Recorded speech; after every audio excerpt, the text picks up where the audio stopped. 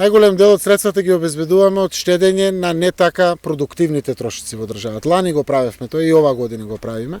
Секаде се крати и денеска апелирам со зборови подкрепа на циркуларот од министерот за финансии до сите министерства да преземат чекори на кратење на не така продуктивни трошоци или не така итни или важни трошоци во своите портфолија или буџети.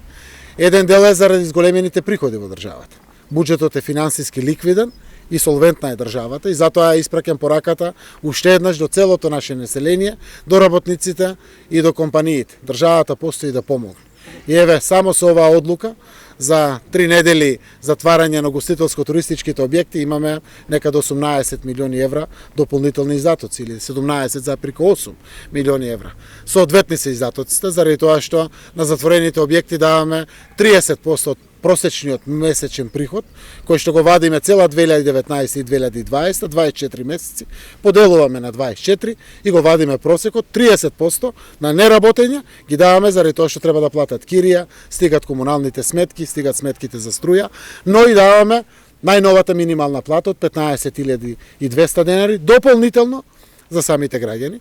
Ги помагаме исто така со исти средства ресторантите за свадба, игротеките, туристичките агенции и сите други како што се објаснети по самите мерки. Државата е финансиски ликвидна и стабилна. Ликвидноста се оценува пред се од редовноста на приходите. Приходите во државата редовно се наплаќаат и се зголемени, ќе кажам колку се зголемени и во текот на март и во текот на април, барем до сега, но доаѓаат секако и од обезбедените кредитни линии кои што ги имаме, односно знаете дека набавивме пари преку продажба на евроврзница со 1,625% од 700 милиони евра кои што стојат на располагање, 500 некаде во јуни враќаме стара врзница, другица токму за покривање на буџетските потреби, исто така и од домашниот пазар обезбедивме 100 милиони во редовните планови, ништо надвор од тоа што е било планирано, затоа што бројките се поклопуваат согласно планот и буџетот, преку 100 милиони евра на 1,625 на многу ефтини каматни стапки. И еден дел ги користиме парите да исплатиме големи кредити со високи каматни стапки, кој што прави заштеда од некои 18-20 милиони евра годишно заради разликата во каматните стапки. Така да, транспарентно отворено, зборувам дека државата ја извршува својата функција и тука е да им се најде на граѓаните, на работниците, на компаниите и никогаш нема да имаме резерва да го заштитиме здравјето на нашето население без разлика колку тоа ќе го чини буџетот. Тоа го направивме, гледате во предвечерието на големите празници и Великденскиот и Рамазан Бајрам, се со конечна цел да паѓаат бројките. И овде ќе дадам порака на задоволство од почитувањето на мерките, но и порака на продолжување на почитување на мерките. Пред 2,5 недели, кога донесевме одлука да ги затвориме угостителските објекти и да го паднеме полицискиот час од 20 часот, бројките беа 1520, 1480. Веќе после една недела паднаа на 1200, 1100. Сега се 800, 750, 640. Значи дават ефект, секако недоволен. Треба да продолжиме да ги почитуваме мерките.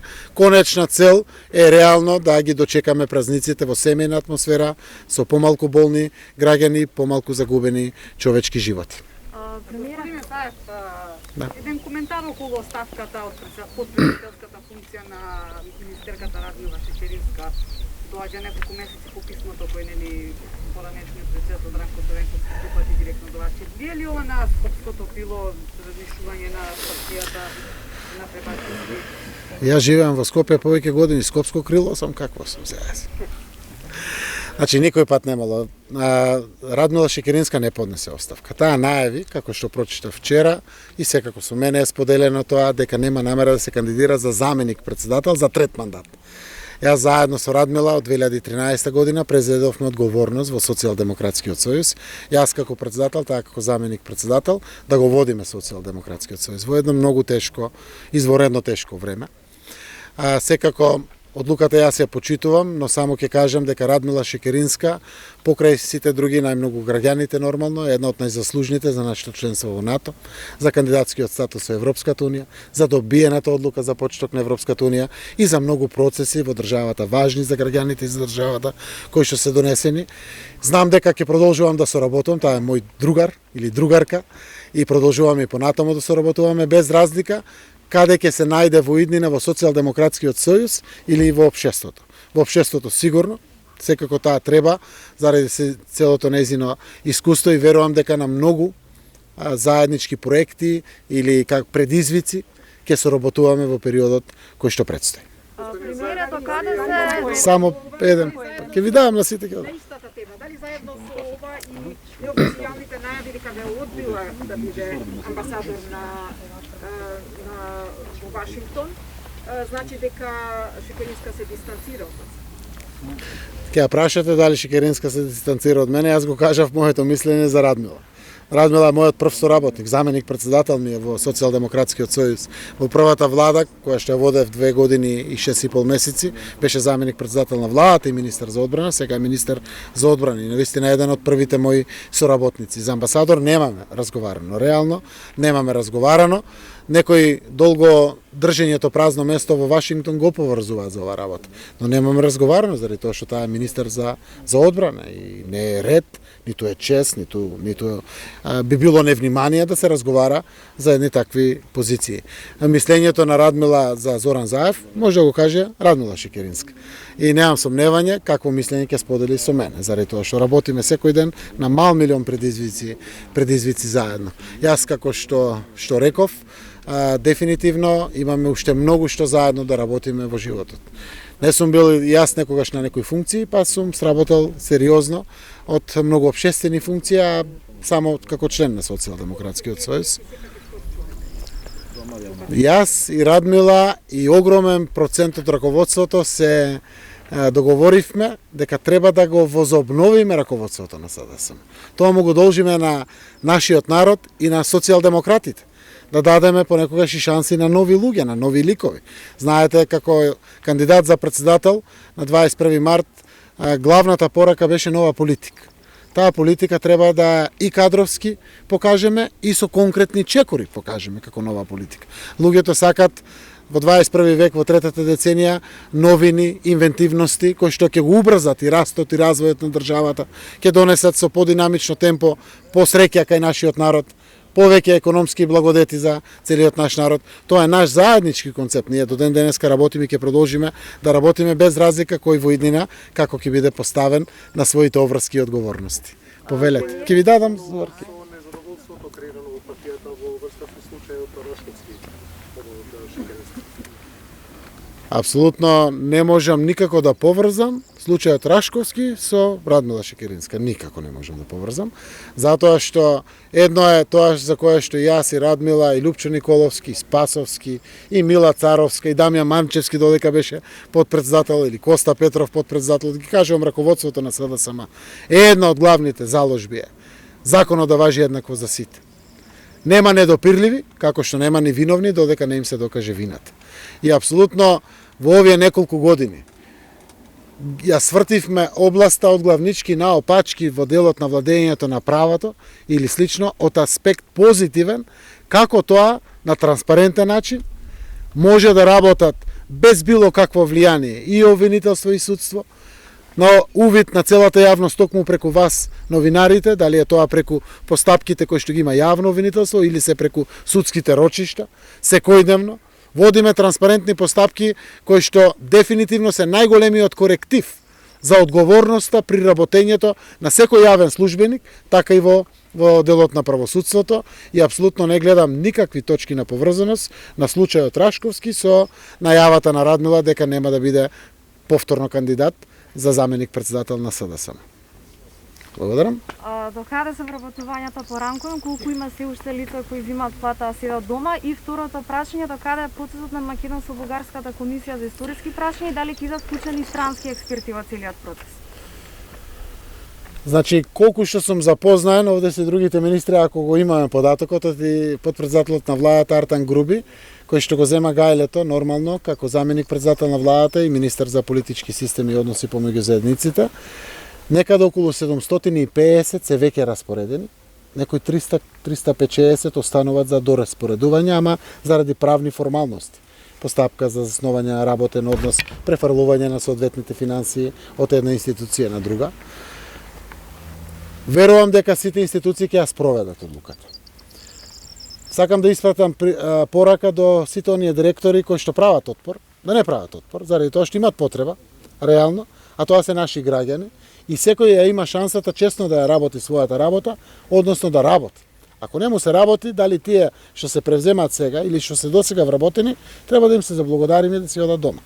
Така да испраќам пред се порака до Државниот инспекторат, кој што е доста гласен, треба да ги спроведеме одлуките или да кажеме зошто не се спроведливи самите одлуки, а не да водиме, така да кажем, јавна војна преку медиумите едни со други. Тоа не ни треба на никој, затоа што ова е нешто кое што народот го очекува од кај нас. Да нема вработен во јавната администрација кој што зима плата, а не оди на работа. Така да државата која што го вработела пред 5, 7, 10 години е должна да му обезбеди работно место и да го задолжи со работа тој вработен наши сограѓани. Така да верувам дека можеби денови, можеби некој месец или месец дена или 15-20 дена се во прашање да се дозаврши целата постапка, која што мора да признаете дека е отворена тема повеќе од 7-8 години во државата. Во однос на второто прашање, само во каде е процесот на Македонско-бугарската комисија за историски прашања, дали ќе вклучени странски експерти во целиот процес? Не можам да кажам кога е закажано, имаше динамика објавена од министерот за надворешни работи. Бугарските медиуми е потврдено дека денеса се станав. Ако е, не сум јас навистина не информиран за оваа работа, комисијата е независна, тие го информираат својот ресорен министерот за надворешни работи. Да им посакам само успех. Нека се одржат седниците, нека направат одреден исчекор. За мене како председател на влада помош експертска од трета страна е добре дојде на секогаш. Затоа што сме решавале секаков вид на прашања и домашни и билатерални, па дури и меѓународни, помошта од страна била добре дојдена. На крајот двете страни во комисијата ја носат одлуката.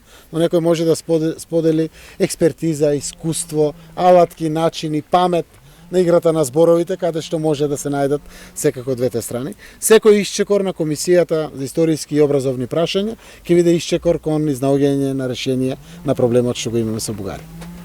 Друго прашање, повелете? Ако може, се уште има незадоволство за висококатниците кај Холидеин. Меѓутоа се отвора и уште едно незадоволство од граѓаните наводно околу плацевите наводно. Се сеќавате бомбите што ги презентиравте околу плацевите наводно. Излегува општина Центар веќе дала одобрение за градба, излегува дека вие ги реализирате проекти. Јас мислам дека треба да прашате точно во општина Центар. Реагирав на реакција на граѓанин кој што ми испрати негови коментари. Градоначалникот на Центар ми прати извод од планот и точно патот каде што минува и гледам се смири реакцијата. Прво има веројатно некој недоразбирање. Кои се вистинските плацеви каде што е издадено одобрение за градба или не. Второ, по слово на закон за дел од постапките не може да продолжат додека се води истрага, заради тоа што не се знае законитоста на купувањето на парцелата од каде што извира собственоста и правото на градба. Така да детали не знам, но министерот за транспорт и врски може да ви даде од информација од Центар дополнителна информација, а и градоначалникот на општина Центар.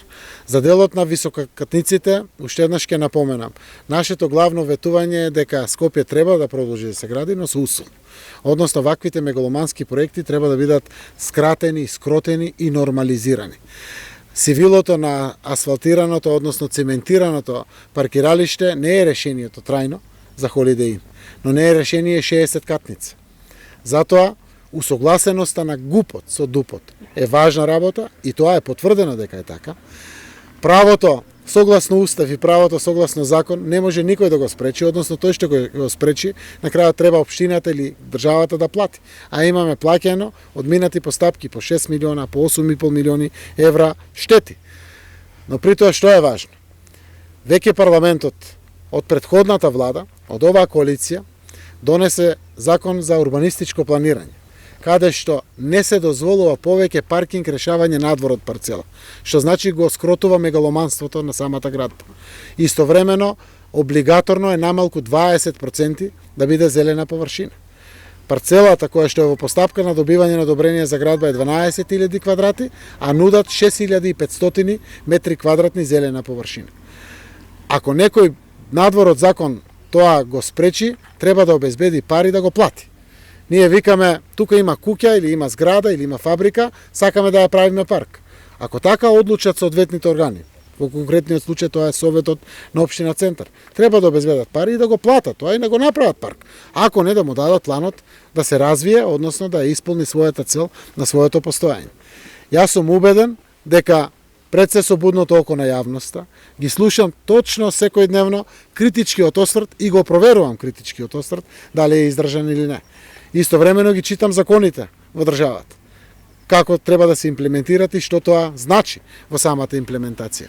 Така да дефинитивно верувам дека се спазени сите критериуми, доколку не може да се добие одобрение за градба. Но доколку се спазени сите законски услови кои што ги има внатре, согласно законот за градење, законот за урбанистичко планирање, согласно генералниот план и деталниот план на општина Центар кој што за самата таа локација, тогаш не може никој и да спречи барање за добивање на одобрение за градба.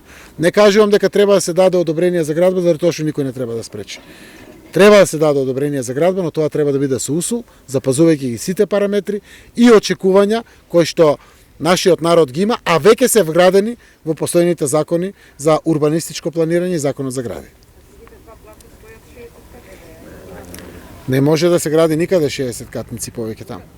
Не може да се гради затоа што регулативите кои што се вградени во законите кои што ги спомнав, автоматски ги скротува објектите и ги намалува најмалку за 2/3. Значи како во првиот план се 3 згради по 20 спрата? Не ги знам деталите, навистина не сум градоначалник, не сум надлежен, јас зборам принципиелно, но дефинитивно сакам и овие граѓани таму кои што барат некој да им обезбеди нови станови, нови куќи или слично, да си најдат спогодбата, да си најдат решение. Но истовремено будното око и на владата преку соодветните надлежни министерства и на општината мора да биде комплетно фокусирано. Заради тоа што слушаме народот тоа го бара. И така ќе бидат исполнети законските алатки кои што веќе се вградени. А тоа значи автоматски, ако морате да го решите паркингот, не на монтажни паркинзи, тоа повеќе не се дозволува. Паркингот да го решите на платото и да го решите подземно, до каде што може да се оди, 2 спрата и повеќе не може да се оди. Автоматски ви го ограничува бројот и на висината и бројот на стамбени единици или било какви градежни единици внатре. Сам е повикан овој инвеститор или било кој инвеститор да мора да ги намали висините или габаритите. Оставен е просторот за циркулацијата на воздухот, тоа што можев да го видам внатре, но секако самите архитекти, градоначалникот, транспорт и врски сите заедно да ја донесат одлуката. Премиере, дали сте разговарале со надлежните министерства и со општина Тетово врска со проблемот со вода? Затоа што неодамна од инспектор за животна средина на Петровски стакна дека најверојатно хидроцентралите ќе прават проблеми на недостиг на вода, вода нема Тетово веќе неколку месеци. Верувајте, не е тоа причината и многу е важно да зборуваме со вистински зборови, со зборовите на аргументите. Тоа го кажа, Разбирам, нема проблем, нема дилеми. Ниту една мала хидроцентрала не ја троши водата. Таа врти турбина и продолжува понатаму. Не се зборува за трошење, туку за ерозија на земја која што можеби тие градби ја предизвикале. Ќе ви кажам, значи прво го појаснувам тоа за да знаат сите. Но ако население не дава владата, нема да оди нас проти население за малите хидроцентрали. Прво како проблематика, дали малите хидроцентрали треба се градат во државата или не. Ние им се радуваме на вакви проекти многу, тоа се обновливи извори на енергија. Малата хидроцентрала не е еколошки полоша од Чебрен како голема централа. Тие се според мене со обезбедените нормално регулативи кои што мора да ги исполнат. Тоа е рибина патека да се остави комплетно заради биодиверзитетот на реките низ кои што тече. Водата ја врти само турбината и продолжува да се врати во првобитна состојба и слично. Но ако население кажува не, како што е во едно село во општина Маврово и Ростуша, каде што е предвидена хидроцентралата на довод на вода кој што оди понатаму во резерварот во водата за пиење. Тоа е несоодветно. Може да биде на излезниот дел од водата кој излегува од самото село да се предвиди. Ама таму не. Го слушнавме гласот и се покажуваат постапките. Министерот за екологија, министерот за економија разговарат со ваквите инвеститори. Разговарав со градоначалничката Теута Арифи за проблемот. Проблемот се јавува двократно. Првиот пат имаше лизгање на земјиштето. И затоа се вклучија старите системи за снабдување на вода со тетово. Кога се санира, се пушти во употреба заради климатските околности, кои што се случи уште едно лизгање на земјиштето, кој што во моментот се санира. Така да тетово го има стариот начин на водоснабдување и новиот, кој што е пуштен во употреба, проблемите се јавуваат на новиот во делот на лизгањето на самото земјиште. Не може да кажете дали во Тетово или во Струмица или во Штип може да се случи било каква хаварија заради движење на земјиште, лизгање на земјиште или слично. Тоа се санира. Јас се јавив да видам дали може владата некако да помогне, да даде поддршка. Тие заедно со своето јавно комунално предпријатие Водовод работат и ветија дека брзо ќе се санира проблемот и секако штом се санира веднаш ќе направат контрола да не се јават некои нови исто така вакви причини за да има повторно проблем со водоснабдувањето.